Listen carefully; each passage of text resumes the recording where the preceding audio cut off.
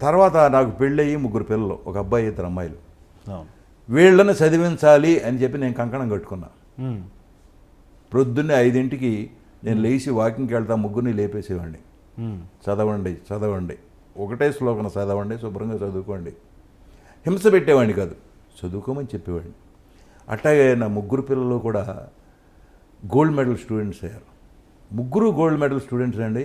3 post గ్రాడ్యుయేట్లు అయ్యారు. తర్వాత ఒక అమ్మాయి మిచిగన్ యూనివర్సిటీలో నెంబర్ 1, యూనివర్సిటీ ఫస్ట్.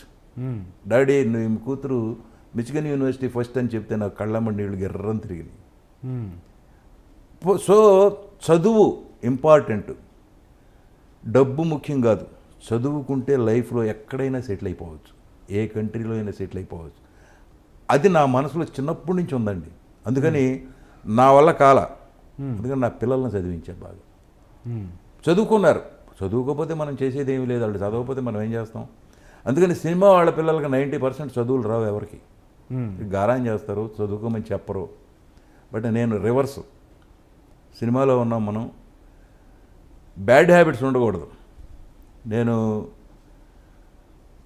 మద్రాసు వచ్చేటప్పుడే మా ఆవిడికి ప్రామిస్ చేసి వచ్చా, సినిమా వాళ్ళు అంటే తాగుతారంట, అమ్మాయిలు అమ్మటారు తిరుగుతారంట, అక్కడ అన్నీ ఫ్రీ అంట కదా అని అంటే మా ఆవిడికి ప్రామిస్ చేశా, నేను అమ్మాయిల దగ్గరికి వెళ్ళను, తాగను, చాలా అనేది. సరే నమ్ముతున్నాను అంది. అప్పుడు వెళ్ళే నేను.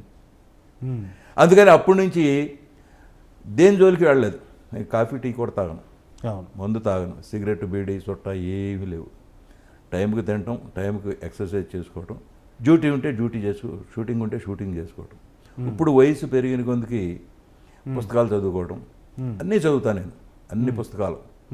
శివపురాణం కాడి నుంచి, కార్తీక పురాణం కాడి నుంచి, బైబిల్, ఖురాన్, భగవద్గీత రోజు చదువుతా. అలా అలవాటు చేసుకున్నా నేను.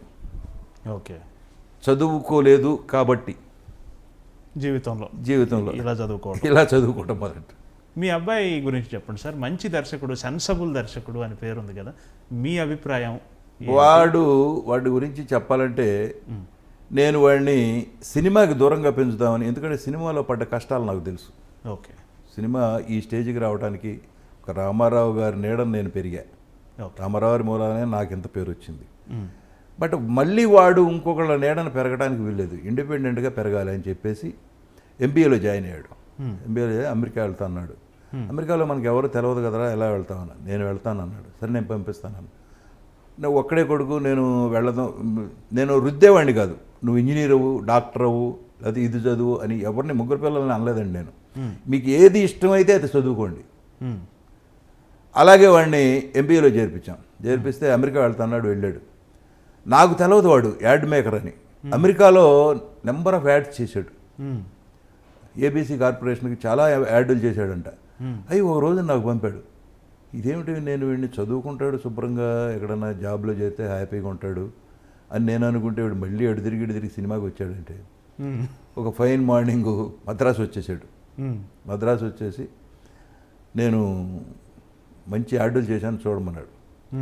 చూశా నేను, బాగున్నాయి యాడ్లు, మంచి బ్యూటిఫుల్ టెక్నీషియన్ వాడు. నేను ఆ టెక్నీషియన్ అవుతాడని నాకు తెలియదు అసలు. స్పీల్బర్గ్ దగ్గరికి వెళ్ళి ఈ స్క్రిప్ట్ రాయటం ఏదో అవన్నీ నేర్చుకుని వచ్చాడు. స్టడీ కమ్ కెమెరా ఆపరేషను ఒక సింగిల్ హ్యాండ్తోనే ఆపరేట్ చేస్తాడు. ఇవన్నీ చెప్పి తెలిసిన తర్వాత నేను ఆశ్చర్యపోయాను. వీడేంటి, మనం ఏం చదువుకోమన్నాము, ఏం చదువుకున్నాడు, అటు తిరిగి మళ్ళీ సినిమాకి వచ్చాడు. వచ్చి ఒక రోజు అన్నాడు, నేను యాడ్ ఫిలిం ఏజెన్సీ పెడుతున్నానని. మద్రాసులో యాడ్ ఫిలిం ఏజెన్సీ పెట్టాడు. సరే నీ ఇష్టం, నువ్వేం చేస్తానంటే అది చేసుకో అని ఒక ఇల్లు అద్దెకి తీసుకుని, అప్పుడు మా ఈవీవి సత్యనారాయణ గారి ఇల్లు ఉండేది, ఆ ఇల్లే అద్దెకి తీసుకుని అందులో యాడ్ ఫిలిం పెట్టాడు. పెట్టి అక్కడ మంచి మంచి యాడ్స్ చేశాడు. సౌందర్య గారితో, శ్రీకాంత్తో, వెంకటేష్తో ఎన్ని యాడ్లు చేస్తున్నాడు. చేస్తా ఒకరోజు అన్నాడు, నేను ఈ స్మాల్ స్క్రీన్ నుంచి బిగ్ స్క్రీన్కి వెళ్ళాలన్నది డాడీ అన్నాడు. నేను ఎవరి దగ్గరికి వెళ్ళి మీరు డబ్బులు పెట్టండి మా అబ్బాయి పాడు చేస్తాడని చెప్పనరా, నువ్వు సినిమా తీస్తే డబ్బులు వస్తాయో పోతాయో తెలియదు, బట్ వాళ్ళని నేను రిక్వెస్ట్ చేయలేను, నేను అలాంటి పనులు చేయను, అదేంటి అందరూ కొడుకుల్ని ఎంకరేజ్ చేస్తారు, నువ్వు ఎంకరేజ్ చేయకుండా అని అన్నాడు. ఎంకరేజ్ అంటే ఏం కావాలి చెప్పి, నీకు చదువు చెప్పించాను. ఇప్పుడు ఆడి క్లాస్మేట్లంతా ఇండియన్ ఎక్స్ప్రెస్లో జనరల్ మేనేజర్స్, ఒకడు 1,50,000 2 లక్షలు డ్రా చేస్తున్నారు అని అంటే నేను అన్నాడు, ఫ్యూచర్లో నీకు తెలియదు, పిల్లలకి స్కూల్ ఫీజు కట్టడానికి సరిపోవు 1,00,000 2 లక్షలు వాస్తవమే కదా అని చెప్పాడు. అప్పుడు చెప్పాడు ఆ రోజుల్లో. సరే నీ ఇష్టం రా, ఏంటి ఇప్పుడు సినిమా తీయాలి అంతే కదా, నేను అడగను, నువ్వు ఒక పని చేయి, నువ్వు డిసైడ్ చేసుకో, బడ్జెట్ వేసుకో, ఎంతలో తీయగలవు, నీకు ఎవరు కావాలి ఆర్టిస్టులు చెప్పు నాకు అని చెప్పి ఒక 4 రోజులు టైం ఇచ్చాడు. 4 రోజుల్లో వచ్చాడు. వచ్చి ఒక 70 lakhs నా బడ్జెట్ అన్నాడు. సరే 70 lakhs అయితే మనమే తెద్దాం అని చెప్పా. మనమే తెద్దాము, ఆర్టిస్టులు ఎవర్రా అన్న. ఆర్టిస్టులు అంటే నాకు ఈవీవి గారు అబ్బాయి 2వ వాడు కావాలన్నాడు. అదేంట్రా ఆశ్చర్యపోవటం మామూలు ఆశ్చర్యం కదా, ఎందుకంటే ఈవీవి గారికి నాకు మధ్య సాన్నిహితులు, ఆయన రోజు నరేష్ గురించి బాధపడేవాడు. వీడిని ఏం చేయాలయా, నాకేం అర్థం కావట్లేదు, వాడేమో ఆర్టిస్ట్గా పనికిరాడు, ఏం చేయాలి, ఓ పని చేద్దామండి, పెద్ద అబ్బాయి ఎలాగో ఆర్టిస్ట్ అయ్యాడు కదా, వీడిని డైరెక్టర్నో ప్రొడ్యూసర్నో చేద్దాము, మనమే సినిమాలు తీద్దాం మనం బ్యానర్ పెట్టి అని చెప్తూ ఉండేవాడు నేను. ఇప్పుడు సడన్గా వాడు ఆర్టిస్ట్ అనేది, అదేంట్రా అందరూ వద్దన్నారు, నువ్వు వాడిని ఆర్టిస్ట్ పెట్టుకున్నావు అంటే, నా కథలో క్యారెక్టర్కి అతను యాప్ట్గా సరిపోతాడు, మంచి కామెడీ ఉంటుంది అని చెప్పాడు. సరే నేను ఈవీవి గారికి చెప్పాను, ఎల్లవయ్యా నాకన్నా పిచ్చాడులు దొరకలేదా నీకు జోకులు వేయడానికి అని అన్నాడు ఆయన. కాదండి నిజంగానే తీస్తాడంట వాడు, అడుగుతున్నాడు అంటే, అయితే మొదలెట్టమని నోరు చేశాడు ఆయన. సరే అక్కడి నుంచి వీడు మొదలెట్టం, వాడే ప్రొడ్యూసరు, బ్యానర్ వాడిదే, అన్ని వాడి పేరుని రిజిస్టర్ చేసి ఛాంబర్లో చేసిన తర్వాత సురేష్ రామానాయుడు గారు అబ్బాయి వీడి కథ విన్నాడు. కథ విని ఇది చక్కగా ఉంది బడ్జెట్ 70 lakhs అంటే 50% నేను కూడా ఉన్నా అన్నాడు. సరే మళ్ళీ వచ్చాడు వీడు, ఏంటి డాడీ ఇలా అంటున్నాడని. ఓ పని చేద్దాంరా, నువ్వు సినిమా తీస్తే ఎవరో కొనరు, ఇమ్మీడియట్గా బిజినెస్ అవుతుంది, ఇది రిలీజ్ చేయలేము మనం, వాళ్ళకి అన్నీ ఉన్నాయి, నెట్వర్క్ అంతా ఉంటుంది, నెట్వర్క్ ఉంది, స్టూడియో ఉంది, ల్యాబ్ ఉంది, రికార్డింగ్ థియేటర్లు ఉన్నాయి, డబ్బింగ్ థియేటర్లు ఉన్నాయి, వాళ్ళది 50% చేయమను, వాళ్ళు 35 వాళ్ళది తీసుకోమను, 35 మనం క్యాష్ పెడదాం, సినిమా తెద్దాం అని చెప్తే సరే ఓకే అని చెప్పి అలా మొదలెట్టి ఆ సినిమా 69 lakhsలోనే కాపీ తీశాడు. వెరీ గుడ్, బాగుంది, సంచలనం.